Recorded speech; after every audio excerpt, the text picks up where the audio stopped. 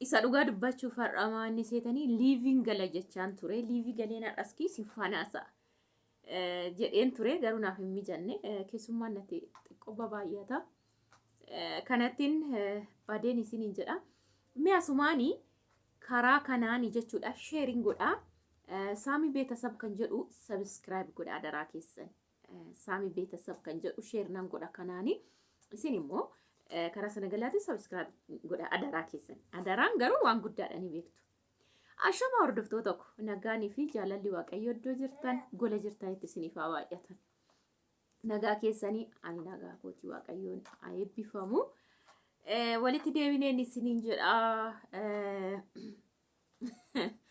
Egaa yaadota tokkoon ibsa jechaan ture waan baay'ee keessan namoonni baay'ee yaada baay'ee waan naa ibsaniif gaafiin kun kan namoota baay'eeti ila qo'amee karaa keessan noormaalii viidiyoo waraabeen gadi dhiisa amman karaa keessaa qofa namaa yaada laadhu jechaan ture.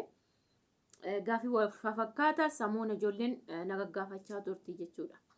Banagaraachilla daawwattootuma kooti beeka garuu gaafiin akkasii baay'ee waan ta'eef keessan deebisuu fi la viidiyoo jedhee jechaan jira. Isa yeroo biraan isin hojjedha garuu har'a akkuma yeroo darbe isinitti himee warreeni meeshaa ajajachuu barbaadan kana dura isiniif himeera. Lakkoofsi koo duwwaa 963 na dubbisuu dandeessu waan yaada qabdanii jechuudha. Gannaan dhufaa jiras maatii soo sarpiraas gootanii ammaaf yeroo naannoo koo natti jiru isiniin jedheera jechuun fagoo otoo hin taane namoonni naannoo koo jirtan jechuudha. Isin na himachuu dandeessu. Egaa amma waaqayyo na ulfaatu ji'a 3 guute waan ta'e ji'a 4ffaa 5ffaa bakka suuqin natti dhiyoo magaalaan natti dhiyoo waan ta'eef sa'aatii 2 sa'aatii 1 irraan turuu daa'ima bahee jechuudha. Kanaaf na dubbisuu dandeessu lakkoofsichaan yaada biraa soo qabaattan na dubbisuu dandeessu isiniin jedha. Tokkoffaa isa kana isinii himuun dhufee lammaffaa immoo warreen jaalalaaf kabaja guddaa na qabdan koomentii gaarii tokko na barreessitanii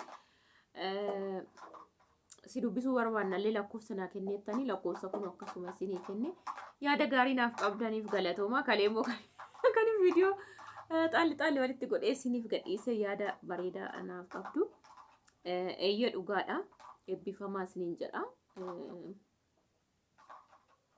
Yaa ugaa waan jiraattan yoo namaa mul'istan bar yaanni sun isin qofa otoo hin taane namaafis barumsa ta'a kana beektu mitire. Kanaaf osumaan hojjedhu viidiyoo isinii godhe baay'ee biiziin ture kaleessa guyyaa guutuu dhugaa waaqayyo isiniin jechuudha. Naannoo sa'aatii 6 fi araasii ta'e namni akkas ta'a yoo ulfaata. Innaa akkasii warreen yaa kushiinaa qorqoorroo isinitti agarsiise. Kan keetu baga ta'e qorqoorroo miti sharaadhaa maaf hin taane warreen jettan jirtu galatooma. Warreen bakka yaada gaarii naaf barreessitan jirtu. Ogummaan qaba yookiin naman caala'ee isinitti eenyu jechuu koo miti garuu hir'ina koo faana eenyu akkan ta'e isa dhugaa ibsuudhaaf viidiyoo godhanii jechuu isa dhugaa jiraattan yoo himtan uma rakkoon qabu waan ta'eef. Innaa anillee dhugaa dubbachuuf isa ta'utti itti sheema'u maaliif kushiinaan eessa ture seetan duraani manni kun yeroo ijaaramu sun saaloonii sun manyitaa ta'e kun saaloonii ta'e ilaasa kanatu kushiinaa ture. Isa kana immoo ani eddan gaa'ila dhaabna jennee yaadne kana murree karaa kana komadiina uffataatu jira bartani. Iddoon sun komadiinaan uffataa ta'uu waan hin dandeenyeef asan godhe. Girgiddaan kun immoo karaa garasiitiin shintibeetidha jechuudha. So kushiinaa isaan kanatti karoorsine sana goonee jechuudha. Kanaaf meeshaa baay'eetu jira waan ta'eef ani meeshaa ukkaamseen jira bar addan baasne surwaayyuu kanaaf kushiinadha.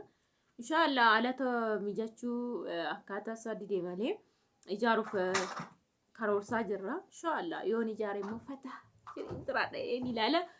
Waan isin faana na agarsiisu isaasin jedha dhugaa dubbachuu fi keessanoo ta'e dhugaadha. Sharaanuu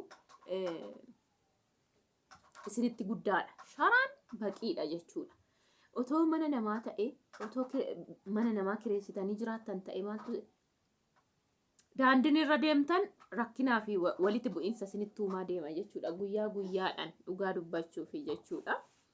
Kanaaf warreen mana keessan keessa maaf sharaan taane keessa jirtan konfidensiitti godhadhaa isiniin jedha. Akkas isiniin jechuu barbaada. Yaada qabdaniif galatoomaa isa jedhu isin dubbisuu dhufe. Yaada gaafii qabdan immoo akkasuma naa barreessaa. Akkuma kararraanis na gaafachuu dandeessu. Keessas galtanii gaafii qabdan jireenya keessanillee haa ta'u waan gaafii isinitti ta'e waan jiru dhugaa jiru isinii himuu fi qophiidhaan jechuudha. Dhugaa dubbachuu fi nama 100 keessaa yaada ka'u fudhatee tokko yoo itti fayyadame anaaf waan guddaadha jechuudha. Anaaf bakka gammachuu guddaadha jechuudha. Kanaaf akkasin isiniin jedha. Warreen immoo jechoota nama tokko fudhatan isarra barumsa isinii dhufe tokko fudhatanii isinii wayya. Banagaraachin laa jechuun maal jechuudha fayyada kabanti lahanaa keessa. Maalati ko warra goondaa funaanuu jechuudha. Warra tafkii faana taphachaa oolu jechuudha namni akkana. Jechoota namaan eegin. Jechu sun maal ibsa maal gochuu barbaadeeti jedhi malee. Eeshi. Kanaaf yaa banagaraachin laa jechuun waanuma kan banagaraachin laa jechuun amma akkama ariifaatti fidee isin harkaa deeme garuu kana jechuun isa jedhuudhuma yookiin immoo isin beektuu iyyuu kana jechuun jettanii nama haasa'uu barbaadan jecha kana fayyadamtu yoona akka duriitti qottoo jechuuta fi waan argitan guurinaa tokkoon keessan maaltu kana waan viidiyoo sanarraa barattu maa dhabdee tam banagaraachin lasan jedhee bichaa baratte ati afaan biraa saasai afaan wanti isa waliin surkuuti qulqulluus dubbadhu maaluma taatanii jijjiirama bageetaa jijjiirama namni innaa jijjiirama akkatti dasna jedhu Kiristoosin dhugaa dubbachuu fi isiniin jedha. Kanan isiniin jedha eebbifama yaada naa qabdanii fi Saamu'eel waggaa meeqa ammam ga'e kan jedhu komanti baay'ata dheengaddamooni saamini har'a guyyaa kanatti waggaaf 5 keessa jira. Waggaaf 5 keessa jira jechuudha fixee dheengadda gaaf 21 fixe. So waggaatti deemu jammarinni satat godheen fiigaa akka wayitti jechuudha. Amma dhugaa dubbachuuf gaaf tokko seeranneen saatii guyyaa viidiyoo isinii hojjedha. Zim jedhee as taa'ee waan inni ajaju laala akkatti inni fidu waan inni godhu mucaan kun. Warri kaammee jechuu ganaa nama rakkisu jechuudha. Maashaallah Kiristoos naa heebbisee ani guddisee yookiin ani godhee miti waaqayyootu ogummaa namaa kenna daa'ima waan ta'eef.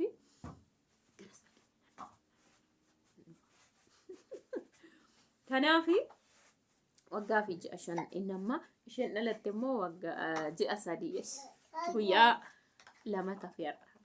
Yookiin har'a 26 27 28 maaliif qaamee 3 daa'e waan ta'eef 3 4 5 ishiin kun 3 innaa achirraa asirrattu 28 dhufamii diree ijoo. Akkasii gaafa 28 3 fixa jechuudha. Jiini kun akkanatti kaatti maashaallah guyyaa 90 fixa jechuudha. Inna akkasiin isiniin jedha. Adaraa keessan chaanaala kommoo takka gochaa subscribe gochaa share gochaa na jajjabeessa waliin haasofna yaada yoo jiraate na gaafadha rakkoo tokko illee hin qabu yoomiyyuu isinii deebisuuf qophiidha dhugaa dubbachuuf. Kanaan isiniin jedha. Kanaaf hin dhufe gara keessanii. Bye bye. Kana teeran gama yaada isaa isinii ibse adaraa keessan duratti iddoo kana jira. Token har'a akkana ta'e harmannaa daa'ima hoosisan kana teeran meeqa akkatti na ilaa jige alaan bahuu hin danda'u dhugaa isan duratti jiinsi irratti fataadhee kee wadhuudhame kun muudii qaba bijaamaas jalaan kukkuteen fixe asiinan kennaafi asiin ol naan bahu so amma kana teerattan deebi'e dhugaa waaqa sanni siraa sana alaan bahuun kukkutee jechuudha kun muudii qabdi jala isaatu argitanii garuu meeqarra reesse bakka kana boodan fayyadu kun maal godhamti alaan bahu kan ta'eeyyu akkasi nan laalinaa kana jechuu barbaade inni laalinaadha haadha daa'iman na taataniin bartu nutis duratti maajiksiti kana teeraa ishee waliin qabattu jechaa turre nuufaa dhiisu ani takka dubartii irratti dubbadheen beeku Kiristoosin yoo dogoggorteen dubbadha malee waan akkanaa irratti haasa'een beeku jechuudha ani keessan jiru dhugaa dubbachuuf.